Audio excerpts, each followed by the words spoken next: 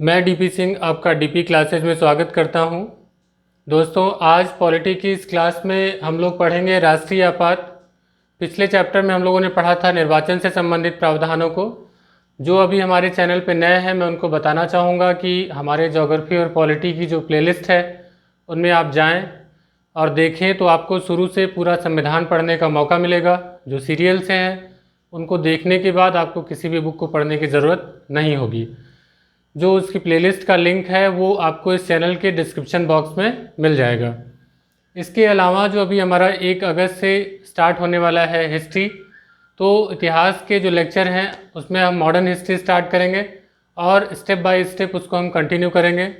हमारा ये लक्ष्य है कि जो हमारा यूपी पीसीएस का प्रीलिम्स है उसके पहले तक हम लोग जीएस का एक बड़ा पार्ट कवर कर पाएँ। तो दोस्तों, उम्मीद करता हूँ कि आपको हमारे वीडियोस पसंद आ रहे हैं और इनको हम आगे कंटिन्यू करते रहेंगे। आप इनके नोट्स बनाते चलिए, उनकी पढ़ाई करते चलिए, सफलता ज़रूर मिलेगी। आइए देखते हैं आज के इस क्रम में कि राष्ट्रीय आपात से संबंधित कौन कौन से प्रावधान हैं। सबसे पहले इनके बारे में जान लेते हैं कि आपातकालीन उपबंध क्या हैं भारतीय संविधान में। तो आपको हम बता दें कि आपातकालीन उपबंध जो हैं वो भाग 18 में दिए गए हैं। यहाँ पर मैंने मेंशन नहीं किया है, मैं मेंशन कर दूँ। भाग 18 में आपातकालीन उपबंधों का वर्णन किया गया है। इसके तहत 352 से लेकर के 360 तक का वर्णन है अनुच्छेदों में। इसमें 3 प्रमुख आपात लगाए जाते हैं। एक राष्ट्रीय आपात है, एक राष्ट्रपति शासन है और एक वित्तीय आपात है। तो प्रमुखतया जो है वो 3 में 352, 356 और 360 3 आपात को आप याद रखें। 352 के तहत राष्ट्रीय आपात कहा जाता है। इसी तरह 356 के तहत राष्ट्रपति शासन कहा जाता है। इसी तरह 360 के तहत वित्तीय आपात कहा जाता है। तो इन शब्दों को बिल्कुल याद रखें कि हमेशा इमरजेंसी का मतलब एक ही इमरजेंसी नहीं होती, 3 तरीके की इमरजेंसी लगाई जाती है। इनको याद करने का क्रम देखें, 352, 356, 360। याद कैसे करेंगे? 352 में 4 जोड़िए 356, 356 में 4 जोड़िए 360। तो आपको बहुत अच्छे से आर्टिकल याद हो जाएंगे। भाग 18 में आपातकाल है, आपको भाग याद हो, इनके अनुच्छेद 352 से 360 तक। और याद करना भी आसान, 3 प्रमुख आपात 352, 356, 360। अब आइए देखते हैं, हम लोग आज पहले लेक्चर में 352 को देखेंगे। इसके बाद जो वीडियो आएगा उसमें हम लोग दोनों 356 और 360 को देखेंगे। क्योंकि 352 बहुत ही इंपॉर्टेंट है, इसलिए हमने उस पर एक लेक्चर लिया है। तो आइए जानते हैं राष्ट्रीय आपात के बारे में। राष्ट्रीय आपात वास्तव में एक उसको लगाने के 3 आधार हैं। वो आधार कौन कौन से हैं? तो पहला आधार होगा युद्ध, दूसरा होगा बाह्य आक्रमण और तीसरा होगा सशस्त्र विद्रोह। तो जो 352 के तहत राष्ट्रीय आपात लगाया जा सकता है वह किन आधारों पर लगाया जा सकता है? युद्ध, बाह्य आक्रमण, सशस्त्र विद्रोह। अब इन पर क्या क्या सवाल बनते हैं ये पहले हमें जान लेना जरूरी है। क्या मूल संविधान में भी यही 3 आधार थे? नहीं। इसमें जो अंतिम है पद सशस्त्र विद्रोह, इसको जोड़ा गया है कब? 44वें संविधान संशोधन द्वारा 1978 में। आपको पता है कि 1975 में इमरजेंसी लगाई गई थी तीसरी बार, वो आंतरिक अशांति के आधार पर थी। 25 जून 1975 को आंतरिक अशांति के आधार पर लगाई गई थी इमरजेंसी। आप जानते हैं कि इंदिरा गांधी जी उस समय प्रधानमंत्री थी और उन्होंने आंतरिक अशांति के आधार पर आपातकाल लगाया था ऐसे समय में, जबकि दूसरा जो आपातकाल 3 दिसंबर 1971 से चल रहा था वो प्रवर्तन में था और तीसरा इसके आधार पर लगाया गया था, जो आज तक सबसे विवादित रहा है। तो उसी के बाद जब ये 44वां संविधान संशोधन होता है, सरकार बदलती है, दूसरी सरकार आती है, तब इसका दुरुपयोग ना हो इसीलिए जो यहाँ पर पहले था युद्ध, बाह्य आक्रमण और आंतरिक अशांति था, उसमें संशोधन करके आंतरिक अशांति को हटाकर सशस्त्र विद्रोह कर दिया गया। ऐसे बहुत सारे प्रावधानों को बदला गया 44वां संशोधन। तो ये याद हमेशा रखिए कि जब भी आपातकाल में संशोधन को पूछा जाए तो याद रखिए कि 44वें संविधान संशोधन द्वारा ही आपातकालीन प्रावधानों में संशोधन किया गया है 1978 में। तो संशोधन और ईयर याद रहे। और इसमें कौन सा वर्ड जोड़ा गया? सशस्त्र विद्रोह। तो ये रहे आधार। आइए देखते हैं कि इन आपातकालों का प्रवर्तन कौन करता है। तो राष्ट्रीय जो आपातकालीन शक्तियां हैं वह राष्ट्रपति में निहित होती हैं। एक सवाल ये भी पूछा जाता है कि क्या आपातकालीन जो उपबंध हैं वह संघात्मक शासन के लिए एक घातक सिद्ध होते हैं? तो देखिए, मैं आपको यहाँ स्पष्ट बता दूं कि आपातकालीन स्थिति में यह स्थिति उत्पन्न होती है कि उसमें राष्ट्र की सुरक्षा का महत्व अधिक हो जाता है। इसलिए उस समय भारत संघात्मक होते हुए भी एकात्मक स्वरूप लेके अपना कार्य करता है। तो जब सुरक्षा का सवाल हो तो एकात्मकता, अगर आपको मेंस में लिखना हो तो आप इसको पॉजिटिव वे में लिखेंगे कि आपातकालीन जो उपबंध हैं वो भारत के संघात्मक ढांचे को नष्ट नहीं करती, अपितु उनको सुरक्षित करने के लिए कुछ समय के लिए, जब तक सुरक्षा का सवाल है, एकात्मक स्वरूप अपना लेती हैं। और जैसे ही वह जो खतरा है वो टलता है, फिर से हमारा संघात्मक ढांचा फलता फूलता रहता है। तो इस तरीके से अगर आप मीन्स लिखते हैं तो भी आपका आंसर बहुत अच्छा जाएगा कि आपातकालीन स्थितियां जो है वो किस प्रकार का प्रभाव डालती हैं। आइए जानते हैं कि राष्ट्रीय आपात की उद्घोषणा किस प्रकार की जा सकती है, कब लगाया जा सकता है और कहाँ लगाया जा सकता है। तो पहली बात यहाँ पर ये जान लीजिए कि राष्ट्रीय आपात को संपूर्ण भारत में भी लगाया जा सकता है और भारत के किसी एक राज्य क्षेत्र में लगाया जा सकता है या किसी एक निश्चित क्षेत्र में लगाया जा सकता है। तो इसके लिए आवश्यक नहीं कि एक बार घोषणा हो गई तो पूरे भारत में, ऐसा नहीं है, किसी एक क्षेत्र में भी इसको लगाया जा सकता है। कब लगाया जाएगा? इसको लगाने के लिए 44वें संशोधन में इसका संशोधन किया गया है कि विनिश्चय की लिखित सूचना जो मंत्रिमंडल होता है वह राष्ट्रपति को उद्घोषणा से संबंधित, राष्ट्रीय आपात लगाने की उद्घोषणा से संबंधित लिखित सूचना राष्ट्रपति को देगा, तभी राष्ट्रपति राष्ट्रीय आपात की उद्घोषणा करेंगे। तो प्रक्रिया में जो वर्तमान स्थिति है वो यही है। ऐसा संशोधन के जरिए लाया गया। क्यों? तो मूल संविधान में क्या था यह भी जानना आवश्यक है। आपको मैं बता दूं कि जब 25 जून 1975 को आंतरिक अशांति के आधार पर राष्ट्रीय आपात लगाया गया, उस समय हमारी प्रधानमंत्री इंदिरा गांधी जी ने बिना मंत्रिमंडल को सूचित किए, राष्ट्रपति उस समय फखरुद्दीन अहमद अली जी थे, उनसे उद्घोषणा करवा ली थी और बाद में मंत्रिमंडल को सूचित किया गया था। इस निर्णय की बहुत ही आलोचना हुई थी, इससे तानाशाही प्रवृत्ति झलकती थी। इसीलिए इसको 44वें संविधान संशोधन में पलट करके ये कर दिया गया कि राष्ट्रपति महोदय तब तक उद्घोषित नहीं करेंगे जब तक कि मंत्रिमंडल लिखित सूचना न दे दे। तो यहाँ आपकी बात क्लियर हो जाती है कि मंत्रिमंडल जब लिखित सूचना देगा तब राष्ट्रपति महोदय राष्ट्रीय आपात की उद्घोषणा कर सकते हैं। तो यहाँ तक आपकी बात क्लियर हो गई। अब उद्घोषणा हो गई तो उद्घोषणा क्या लागू हो गई? जी हाँ, उसी समय से लागू हो गई, प्रवर्तित हो गई।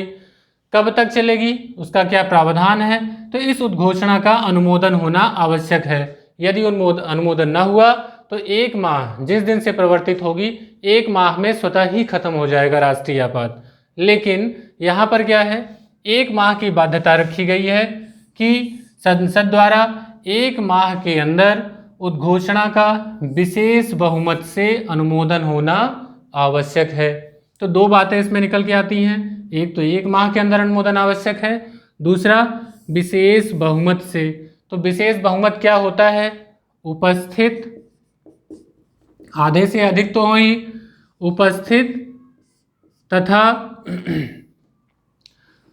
जो 2/3 बहुमत, उपस्थित व 2/3 बहुमत। तो 2/3 बहुमत हो और जो उपस्थित हो, मतदान करने वाले यानी कि उपस्थित हो और मतदान करने वालों का 2/3 बहुमत हो, तो ऐसे बहुमत को क्या कहा जाता है? विशेष बहुमत। तो विशेष बहुमत के जरिए इस प्रस्ताव को पारित किया जाए, इसका अनुमोदन किया जाए।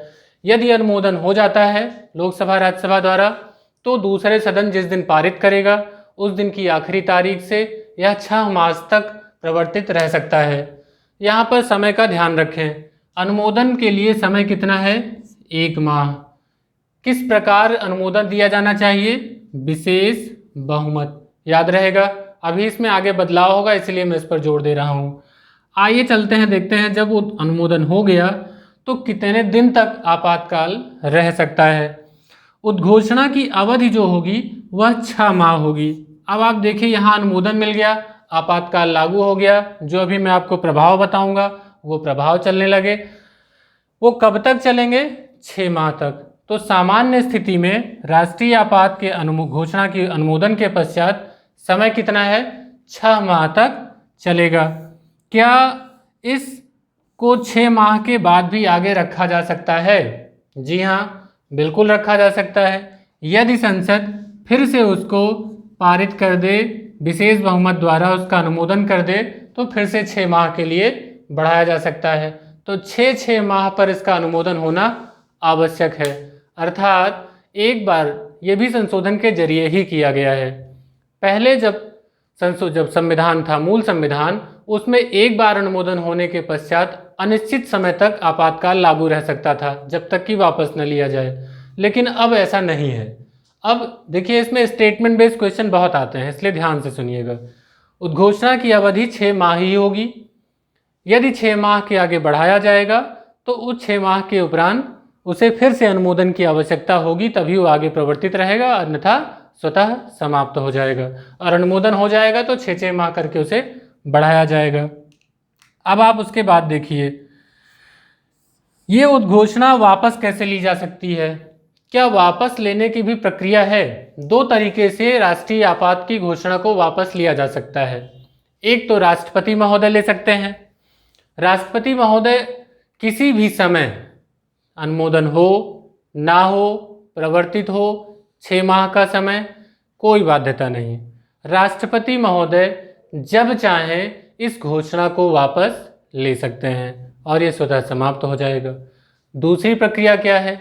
दूसरी प्रक्रिया यह है कि यदि लोकसभा द्वारा साधारण बहुमत से एक प्रस्ताव पारित कर दिया जाए तो भी इस उद्घोषणा का उन्मूलन हो जाता है।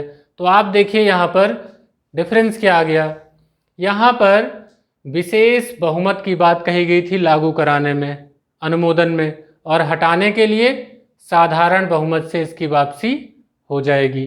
ठीक है, बात क्लियर हो गई। तो ये क्वेश्चन अक्सर कर आपको कंफ्यूज करता है, जिसको आप गलत नहीं करेंगे। अब आप मुझे बताइए कि यदि लोकसभा उस समय उसका सत्र न चल रहा हो तो ऐसी स्थिति में साधारण बहुमत से कैसे वापसी कराई जा सकती है? तो ऐसे में यह प्रावधान है कि उस समय अगर विघटन हो गया हो, जैसे आम चुनाव के बाद की स्थिति, आम चुनाव के पहले की स्थिति हो, अगर विघटन हो गया हो तो राष्ट्रपति को सूचना दी जाएगी। और अगर ये चल रहा हो, सत्र केवल ना हो, विघटन ना हुआ हो, तो ऐसी स्थिति में लोकसभा अध्यक्ष को ये सूचना दी जाएगी। तो लोकसभा अध्यक्ष और राष्ट्रपति की जिम्मेदारी होगी कि 14 दिन के अंदर वह लोकसभा का एक विशेष सत्र बुलाएंगे।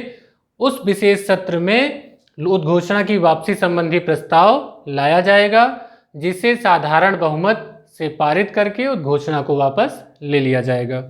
तो एक बहुत कॉमन सी बात है कि किसी को अगर हटाना है तो नॉर्मल वे होना चाहिए, और आपातकाल जैसी स्थिति अगर लगाना है तो बहुत कठिन रास्ता होना चाहिए, ताकि आपातकाल का दुरुपयोग ना हो। तो दिमाग में यही रखें कि विशेष बहुमत क्यों होगा, आपातकाल जल्दी लगे ना, इसके लिए विशेष बहुमत रखा गया। और जितनी जल्दी हो हट सके उसके लिए आसान तरीके बनाए कि राष्ट्रपति जब चाहे हटा दे, साधारण बहुमत से भी हटा दे। तो प्रावधानों को आप ऐसे भी याद कर सकते हैं। इतनी बातें मुझे लगता है आपको क्लियर हो गई होंगी। आइए देखते हैं आगे, जब यह राष्ट्रीय आपात लागू हो जाता है तब उसका प्रभाव कैसा होता है। सबसे ज़्यादा हमारे स्टेटमेंट बेस्ड क्वेश्चन जो हैं वो यहाँ से आते हैं। आप जानते हैं कि आपातकालीन स्थितियों से स्टेटमेंट बेस्ड क्वेश्चन ही जो आयोग हैं उनमें पूछे जाते हैं। तो देखिए, सबसे पहले इसमें जानते हैं कि संघ की कार्यपालिका शक्ति का विस्तार किस प्रकार हो जाता है।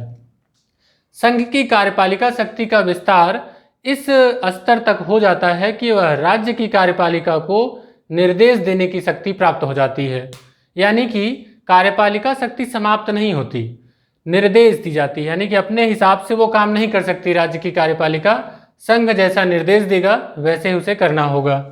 इसी तरीके से संसद की विधायी शक्ति का जो विस्तार है वो राज्य सूची के विषयों पर हो जाता है। आप सभी जानते हैं कि संघ सूची पर केंद्र यानी कि संसद बनाती है कानून, और राज्य सूची पर राज्य विधानमंडल बनाती है। लेकिन ऐसे में क्या होगा, जब आपातकाल लागू हो जाएगा तो संसद संघ सूची पर भी बनाएगी और राज्य सूची पर भी बना सकती है। लेकिन ऐसे में ये कहना गलत होगा कि राज्य विधानमंडल की विधायी शक्ति समाप्त हो गई, नहीं, उसका निलंबन हो जाता है। जब तक आपातकाल है तब तक वो नहीं बनाएगी, फिर जब आपातकाल समाप्त हो जाएगा तो वो फिर से विधि बना सकेगी। और एक बात इसमें और याद रखें कि इस आपातकाल के दौरान संसद राज्य सूची के विषयों पर जो कानून बनाएगा वह आपातकाल समाप्त होने के 6 माह के उपरांत अपने आप ही स्वतः समाप्त हो जाएंगे। अगर राज्य विधानमंडल उसे अपने अकॉर्डिंग अधिनियमित कर दे, वो भी पारित कर दे, अनुमोदन कर दे, तो लागू रहेगा, अन्यथा वह समाप्त हो जाएंगे।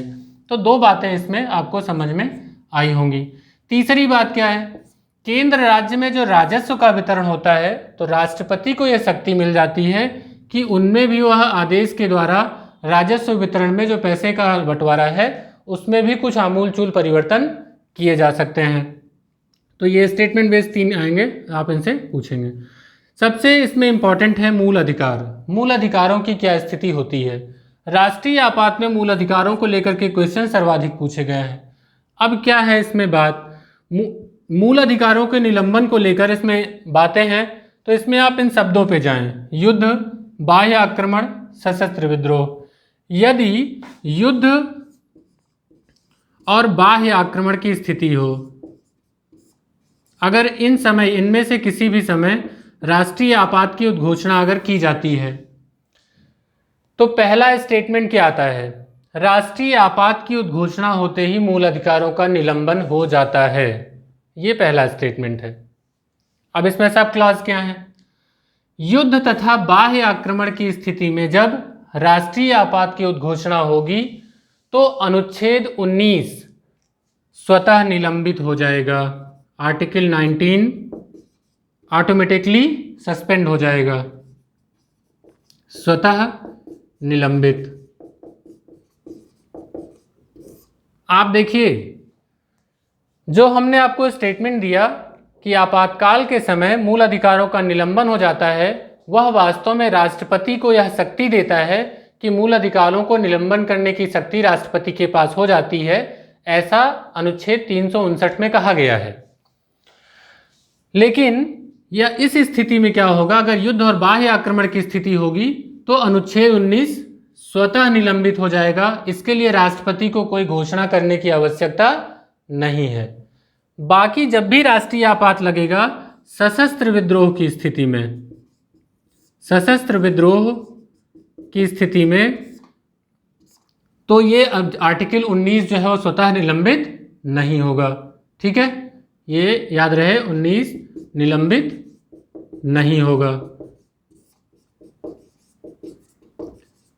इसके लिए राष्ट्रपति को उद्घोषणा जारी करनी होगी। आप जानते हैं कि किसी भी आपातकालीन स्थिति में अनुच्छेद 20 और अनुच्छेद 21 इन दोनों का निलंबन नहीं होता है। एक सवाल अनुच्छेद 19 से भी आता है, क्या 19 के बारे में आप सभी जानते हैं? स्वतंत्रता का अधिकार, 6 तरीके की स्वतंत्रताएं दी गई हैं। तो अनुच्छेद 19 जो है वह स्वतः निलंबित हो जाता है। कब? जब युद्ध और बाह्य आक्रमण की स्थिति हो। जबकि सशस्त्र विद्रोह के समय जब होगा तो उस समय 19 निलंबित नहीं होगा। इसके लिए प्रावधान है राष्ट्रपति के पास। आइए जानते हैं लोकसभा के कार्यकाल में वृद्धि। तो यदि आपातकाल प्रवर्तन में हो, आपातकाल यदि प्रवर्तन में हो और उस समय चुनाव कराया जाना संभव न हो, तो लोकसभा के कार्यकाल में 1 वर्ष की वृद्धि की जा सकती है। ऐसा एक बार किया जा सकता है, लेकिन यदि निर्वाचन आयोग यह लिखित परामर्श दे कि अभी राष्ट्र में चुनाव कराया जाना संभव नहीं है, स्थितियां सामान्य नहीं है, तो अधिकतम 1 वर्ष करके अधिकतम 3 वर्ष तक लोकसभा का कार्यकाल बढ़ाया जा सकता है। ठीक है, तो यही पूछा जाता है कि लोकसभा का कार्यकाल कितना बढ़ाया जा सकता है। तो एक बार में 1 वर्ष और अधिकतम कितना? 3 वर्ष। लेकिन इसमें शर्त है कि निर्वाचन आयोग यह लिखित परामर्श दे कि अभी चुनाव कराया जाना संभव नहीं है। तो दोस्तों, हमने जो अभी तक सीखा यहाँ आपात से संबंधित आपातकालीन उपबंध, उसके बाद हमने देखा किन आधारों पर है, किस प्रकार उद्घोषणा का अनुमोदन होता है, उद्घोषणा की अवधि क्या होती है, उसको वापस कैसे लिया जाता है, इस उद्घोषणा का प्रभाव क्या होता है, अलग अलग चीज़ों पे हमने इसका प्रभाव देखा। आइए जानते हैं कि जो अभी तक कितनी बार राष्ट्रीय आपात की उद्घोषणा की गई है और कब कब। अभी तक 3 बार राष्ट्रीय आपात की उद्घोषणा की गई है। पहली बार जब पंडित जवाहरलाल नेहरू प्रधानमंत्री थे, डॉक्टर एस राधाकृष्णन राष्ट्रपति थे, तब 26 अक्टूबर 1962 को लागू किया गया। इस समय चीन ने आक्रमण किया था, तो उस समय की स्थिति में, बाह्य आक्रमण की स्थिति में 26 अक्टूबर 1962 को प्रथम बार राष्ट्रीय आपात की उद्घोषणा की गई थी। यह लगभग 5 वर्ष तक रही, तो काफ़ी लंबे समय तक रही। 3 दिसंबर 1971 को जब पाकिस्तान द्वारा युद्ध की स्थिति हुई, 71 में पाकिस्तान के साथ युद्ध हो रहा था, तो ऐसे समय में इंदिरा गांधी जी का कार्यकाल था। उन्होंने राष्ट्रीय आपात युद्ध के काल के, ये जो आपका युद्ध है, इसके तहत राष्ट्रीय आपात की उद्घोषणा की थी और आंतरिक अशांति के आधार पर 25 जून 1975 को उद्घोषणा तीसरी बार राष्ट्रीय आपात की गई थी। तो साथियों, ये हमारा आपात उपबंध में पहला वीडियो है, राष्ट्रीय आपात। इसके बाद जो अगला वीडियो आएगा वो राष्ट्रपति शासन और वित्तीय आपात से होगा। तो मुझे लगता है कि आपको मेरा लेक्चर पसंद आया होगा, आपके काम का है, आपके सारे क्वेश्चंस बहुत ईजिली हैंडल होंगे। बिल्कुल भी टेंशन लेने की ज़रूरत नहीं है, मन लगा के पढ़ाई करते रहिए। फिर से मिलेंगे अगले वीडियो में अपने अलग तरीके से। तब तक पढ़ाई करते रहिए और आपको हमारा अगर चैनल पसंद आ रहा है तो उसको लाइक करें, अपने दोस्तों के साथ शेयर करें। मिलते हैं अगले वीडियो में। Good bye.